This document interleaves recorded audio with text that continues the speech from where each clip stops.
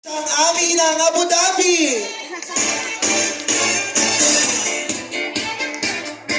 Ay, yun. Oh. Sige po, meron din po kayong 2 hours para makapagpabot ng mensahe. Ay, alam mo yan.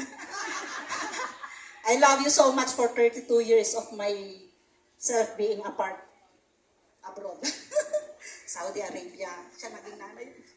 Opo po kayo. Kalma. Nanay tatay ng mga anak ko. Nagkapulis ako dahil kay nanay. Magkaka-teacher ako dahil kay nanay. Di ba, Renz, teacher? Ayaw.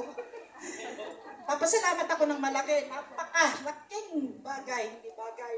Buhay ng nanay ko sa amin. Mahal na mahal ko nanay ko. Mahal namin lahat. Thank you, nanay. Mga kapamilya, sa bahaging ito ng ating programa.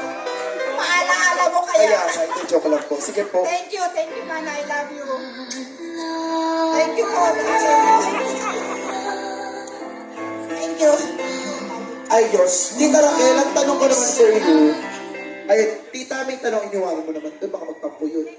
Tapos ko na ng pag-abroad. Ayoko na. Kaya, mabigatan mo ako.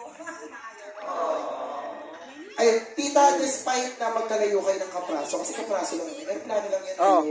Pero ano ang natutunan kung kanina natanong natin, bakit espesyal ang nanay niyo po?